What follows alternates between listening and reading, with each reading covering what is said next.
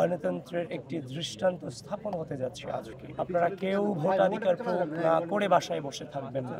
আপনারা সকলে আসুন, ভোট কেন্দ্রে নিজেদের ভোটাধিকার প্রয়োগ করুন, ভোট গ্রহণ শুরু হোক।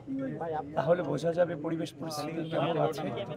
আর আপনাদের মধ্য দিয়ে অনাবাসিক শিক্ষার্থী যারা আছে তাদের প্রতি আহ্বান জানাচ্ছি, হ্যাঁ, ঢাকা বিশ্ববিদ্যালয়ের শিক্ষার্থীবৃন্দ, বাংলাদেশের ইতিহাসে একটা দীর্ঘ সময় আমরা এই ভোটাধিকার হরণ নিয়ে সংগ্রাম করেছি। এই ঢাকা বিশ্ববিদ্যালয়ের মাটি থেকে বাংলাদেশের ইতিহাসে গণতন্ত্রের একটি দৃষ্টান্ত স্থাপন হতে যাচ্ছে আজকে। আপনারা কেউ ভোটাধিকার প্রয়োগ না করে বাসায় বসে থাকবেন না। আপনারা সকলে আসুন, ভোট কেন্দ্রে নিজেদের ভোটাধিকার প্রয়োগ করুন। আপনাদের প্রতি উদাত্ত আহ্বান জানাচ্ছি। আর তাছাড়া ভোট কেন্দ্র নিয়ে যদি বলা হয়, আমি মাত্রই আমার উদয়নে আমার নিজের ভোটাধিকার প্রয়োগ করবো। আমি উদয়ন উচ্চ মাধ্যমিক বিদ্যালয়ে, যার ফলশ্রুতিতে আমার এখানে আসা। আমি এখনো ভিতরে ঢুকিনি, হয়তোবা পরিদর্শনের পরবর্তী মন্তব্যতে আমি জানাতে পারবো যে সামগ্রিক পরিস্থিতি সম্পর্কে।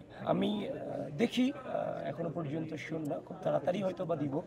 কিন্তু আমি আপনাদের মধ্য দিয়ে গোটা ঢাকা বিশ্ববিদ্যালয়ের সকল শিক্ষার্থীকে আহ্বান করছি, একটি দীর্ঘ সময় পরে গণতন্ত্রের দ্বার উন্মোচিত হতে যাচ্ছে, ভোটাধিকার প্রয়োগ করার সুযোগ হচ্ছে।